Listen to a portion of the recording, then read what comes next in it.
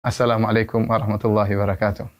Al-Hasan bin Ali radhiyallahu ta'ala anhuma pernah berkata, "Allamani Nabi sallallahu alaihi wasallam kalimatin aquluhunna fi qunutil witr."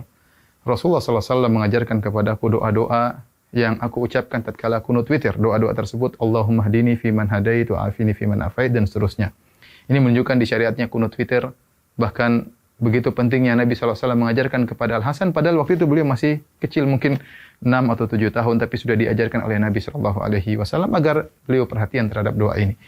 Nah, bagaimana cara kita kunut witir? Ya, para sahabat, Ubay bin Ka'ab radhiyallahu anhu ketika mengimami di zaman Umar bin Khattab salat tarawih, maka beliau begitu setelah lewat tengah Ramadan, beliau pun kunut witir. Adapun pelaksanaannya, sebagian ulama berpendapat sebelum ruku dan sebagian ulama mengatakan setelah ruku. Kita memilih pendapat setelah ruku.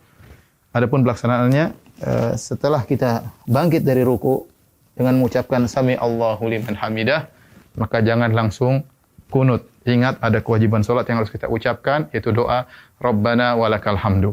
Ya.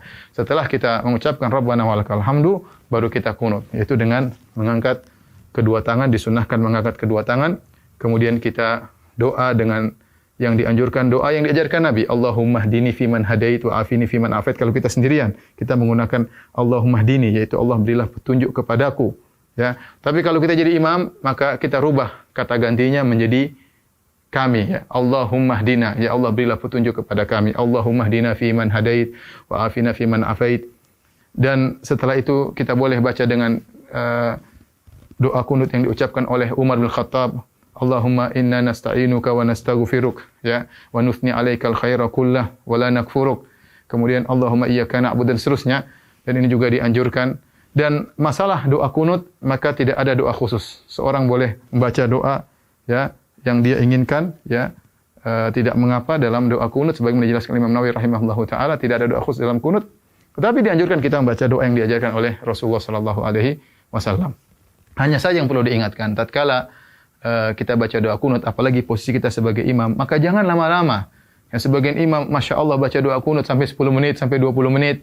Kasihan jamaah, mereka capek. Ya. Lihat sunnah yang diajarkan tidak begitu lama. Cuma beberapa menit kemudian selesai. Doa yang diajarkan Nabi kepada Hasan juga tidak panjang. Doa yang diucapkan oleh Umar juga tidak panjang. Maka asalnya doa kunut tidak perlu panjang-panjang. Jangan sampai kita merepotkan makmum, apalagi baca sampai setengah jam. Adapun kalau kita sendiri, kita ingin baca lama-lama, terserah. Tapi kalau kita jadi imam, ingat kondisi makmum. Jadi bebas kita baca dengan doa-doa yang diajarkan oleh Nabi sallallahu alaihi wasallam atau doa-doa yang dibacakan oleh para imam-imam yang indah-indah boleh kita baca dalam kunut. Kemudian jangan lupa di penghujung kunut kita mengucapkan Allahumma shalli ala Muhammad atau kita bersalawat kepada Nabi sallallahu alaihi wasallam.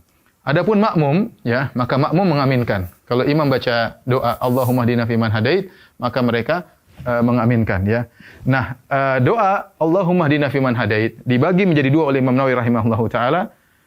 5 pertama diaminkan, adapun perkara yang berikutnya tidak perlu diaminkan, yaitu Allahumma hdina fiman hadait, ya Allah berilah petunjuk kepadaku. Wa afina fiman afait, wa tawallana fiman tawallait, wa barik lana fima a'tait, berilah keberkahan kepada kami, ya, dan seterusnya, wa qina syarra ma qadait, ya, dan jagalah kami dari keburukan. Kemudian apa? Fa innaka taqdi wa la yuqda 'alaik. Yang 5 ini kita katakan amin, makmum mengatakan amin, amin. Begitu imam mengatakan fa innaka taqdi wa la yuqda 'alaik innahu la yadhillu ma walait, maka di antara kesalahan makmum jangan mengucapkan amin. Sebagian makmum amin amin terus, ya, mungkin karena tidak paham bahasa Arab. Padahal fa innaka taqdi wa la yuqda 'alaik itu bukan doa, tetapi sedang pujian. Sama perkataan doanya Umar, Allahumma inna nastaghfiruka wa nasta'inuka wa nastaghfiruk wa nuthni 'alaikal khaira kullah. Itu juga pujian, bukan tempat untuk mengaminkan. Maka salah jika makmum terus mengaminkan. Ada saatnya kita mengucapkan amin tatkala imam berdoa, tatkala imam sedang memuji Allah Subhanahu wa taala, maka yang dilakukan oleh makmum bisa salah satu dari 3 perkara. Pertama, makmum diam, mendengarkan saja pujian, jangan mengaminkan. Yang kedua, makmum ikut mengucapkan, ya, apa yang diucapkan imam, ya. Fa innaka taqdi wa la yuqda 'alaik, dia ikut pelan-pelan, innaka taqdi wa la yuqda 'alaik.